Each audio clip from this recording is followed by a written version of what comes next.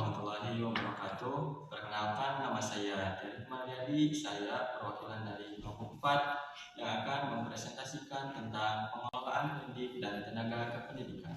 Pengelolaan tenaga pendidik dan kependidikan adalah aktivitas pengaturan tenaga pendidik dan kependidikan yang harus dilakukan mulai dari tenaga pendidik dan kependidikan itu masuk ke dalam organisasi pendidikan sampai akhirnya berhenti melalui proses perencanaan SDM, perekrutan, seleksi, penempatan, pemberian kompetensi, penghargaan, pendidikan, pelatihan atau pengembangan, dan pemberhentian. Apa sih yang dimaksud pendidik?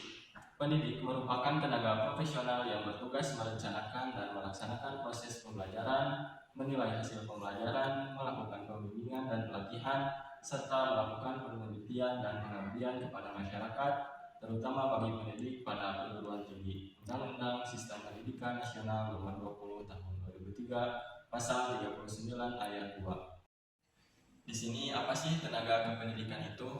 Tenaga kependidikan menurut Undang-Undang Sipdiknas Undang-Undang Republik Indonesia Nomor 20 Tahun 2003 tentang Sistem Pendidikan Nasional Tahun 2003 halaman 3 adalah anggota masyarakat yang mengabdikan diri dan diangkat untuk menunjang penyelenggaraan pendidikan. Pasal 140 ayat 1 Rancangan Peraturan Pemerintah Bab 12 Tahun 2005 menyatakan bahwa tenaga kependidikan mencakup pimpinan satuan pendidikan, pendidik satuan pendidikan non formal, pengawasan satuan pendidikan formal, tenaga perpustakaan, tenaga laboratorium, teknis sumber belajar, tenaga lapangan pendidikan, tenaga administrasi, psikolog, pekerja sosial, terapis, tenaga kebersihan sekolah, dan sebutan lain untuk petugas sejenis yang bekerja pada satuan pendidikan. Hasbullah tahun 2006 halaman 45. Seorang pendidik dan tenaga kependidikan itu harus memiliki kompetensi.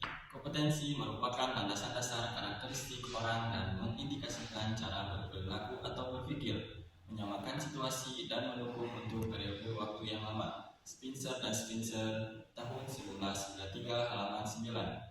Kompetensi merupakan suatu hal yang dapat dilakukan orang di tempat kerja dengan menunjukkan standar kerja pada tingkat tertentu yang memperlihatkan pengetahuan dan keterampilan yang diperlukan masing-masing individu untuk menjalankan tugas dan tanggung jawabnya masing-masing.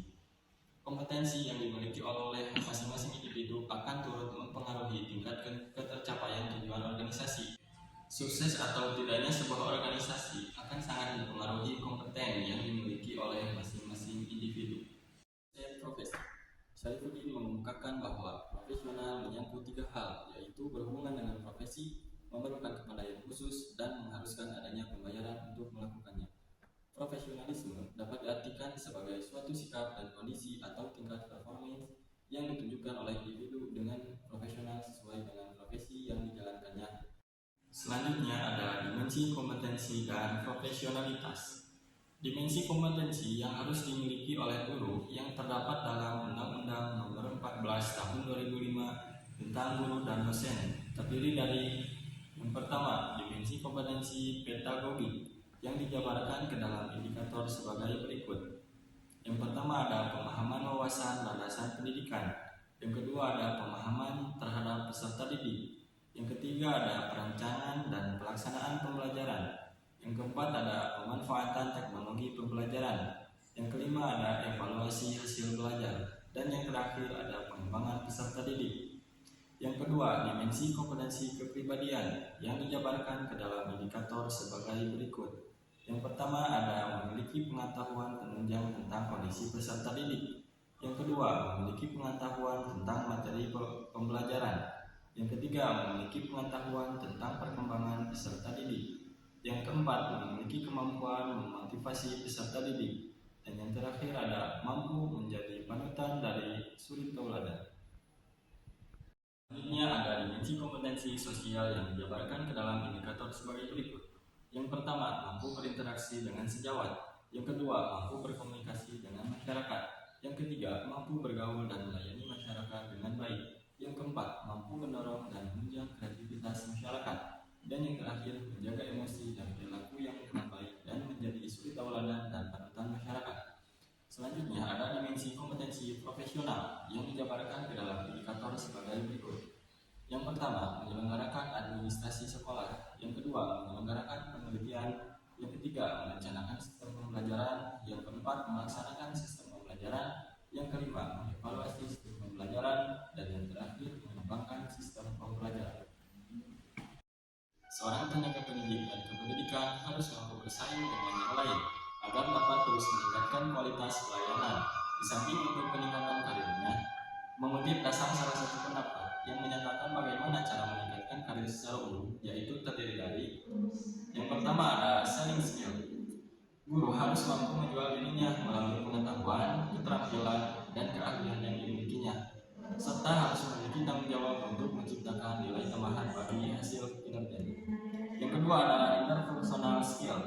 Keahlian membangun hubungan dan berinteraksi dengan orang lain sangat diperlukan untuk membantu dan meningkatkan karir. Yang ketiga ada communication skill. Kemampuan berkomunikasi sangatlah diperlukan dalam upaya mencapai karir yang lebih baik untuk mencapai suatu tujuan. Kemampuan ini dapat dilatih dan dikembangkan secara terus-menerus agar menjadi komunikator yang unggul, sehingga individu mampu menyampaikan pendapat dan gagasan dengan efektif dan tepat. Yang keempat ada learning skill. Kemampuan untuk belajar merupakan salah satu hal yang mendasar dalam proses peningkatan karir atau kinerja seseorang. Nah, selanjutnya materinya yaitu tentang cara untuk meningkatkan kompetensi dan profesionalitas diri. Nah, yang pertama caranya itu adalah dengan menilai diri kita sendiri. Yang kedua itu dengan adanya kita menilai diri itu tentu saja kita akan terus belajar. Nah, yang ketiga itu ada be responsif. Terus yang keempat itu ada mampu menerima tugas. Yang kelima itu menjaga hubungan kerja. Yang keenam itu menciptakan jaringan. Yang ketujuh itu mencari pembimbing. Yang kedelapan itu menyiapkan masa depan. Yang kesembilan itu mengasah kemampuan. Dan yang terakhir itu jangan pernah melupakan teknologi yang sekarang sedang berkembang.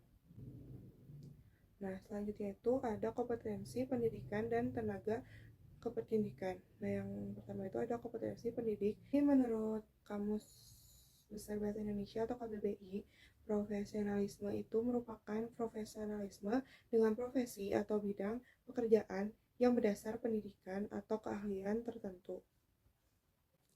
Nah, di sini tuh ada standar kompetensi dari guru. Menurut Permendiknas nomor 16 tahun 2007, di sini ada standar dari guru. Yang pertama itu adalah menguasai karakteristik peserta didik dari aspek fisik, moral, sosial, kultural, emosional, dan intelektual.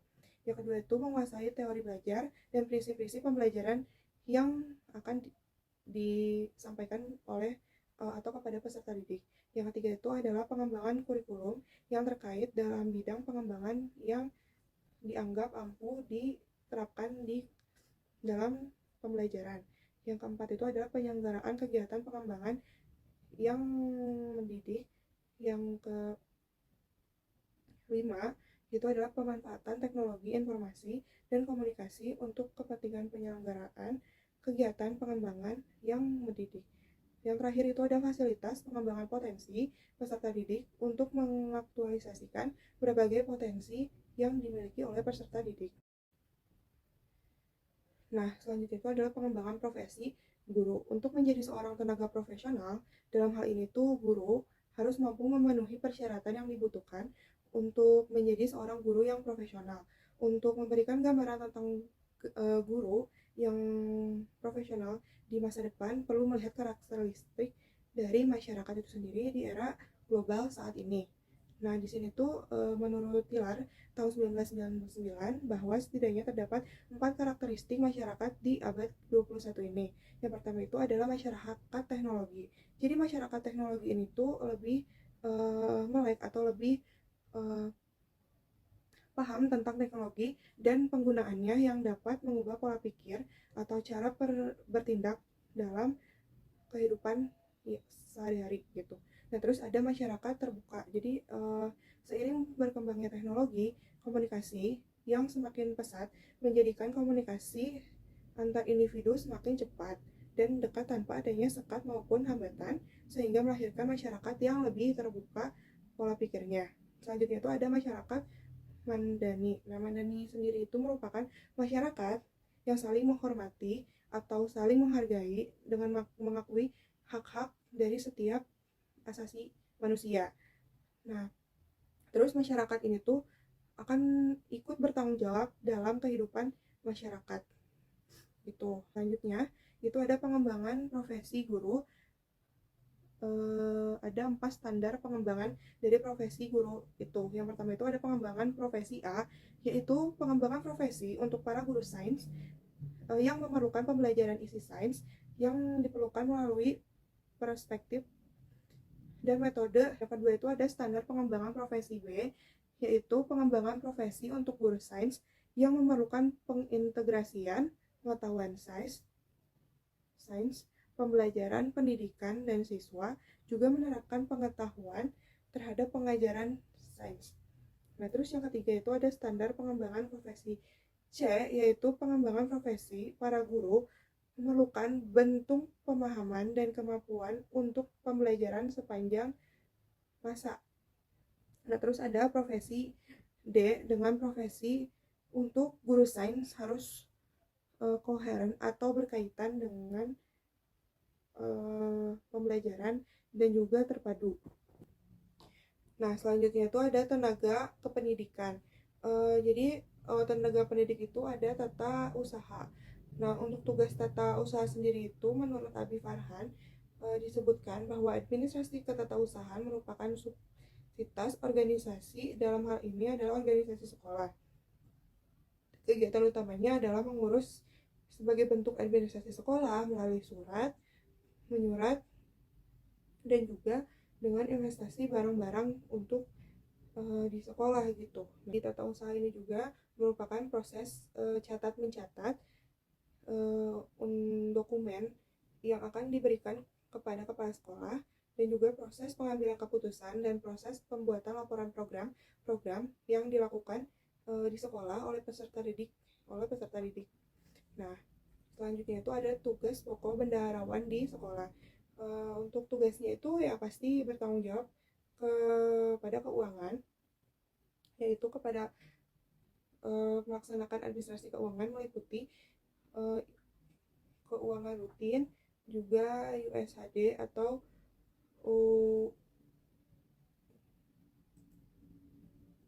uang muka yang diberikan kepada bendaharawan. Pokok dari urusan administrasi kepegawaian. Nah, tugasnya itu adalah melaksanakan administrasi kepegawaian dan bertanggung jawab atas kepala tata usaha. Terus selanjutnya itu ada tugas pokok urusan inventarisasi dan perlengkapan. Nah, tugasnya itu adalah melaksanakan administrasi investasi dan kelengkapan sekolah serta bertanggung jawab atas kepala tata usaha. Jadi ini tuh yang menyiapkan fasilitas seperti meja, kursi, atau fasilitas-fasilitas yang bisa digunakan oleh peserta didik. Nah, terus yang terakhir atau yang selanjutnya itu ada tugas pokok urusan administrasi kesiswaan. Nah, ini tuh bertugas untuk bertanggung jawab kepada kepala tata usaha dan melaksanakan administrasi kesiswaan. Selanjutnya itu ada tugas pokok urusan administrasi persuratan, yaitu tugasnya bertanggung jawab kepada kepala tata usaha dan melaksanakan administrasi persuratan yang ada di sekolah. Selanjutnya itu ada tugas pokok pengelolaan perpustakaan, yaitu yang bertugas bertanggung jawab kepada kepala tata usaha dan melaksanakan administrasi perpustakawan atau perpustakaan.